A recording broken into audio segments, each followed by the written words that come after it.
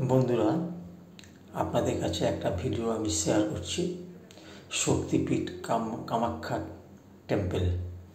দেখুন, অমাবস্যা ছেড়ে যাওয়ার আগে যেভাবে কামরূপ কামাখ্যায় সাধু সন্ন্যাসীরা যেভাবে তারা আনন্দ করে, যেভাবে নাচ গান করে, হাততালি দেয়, ডুগডুগি বাজায়, তার একটা দৃশ্য আপনাদের কাছে আমি শেয়ার করছি।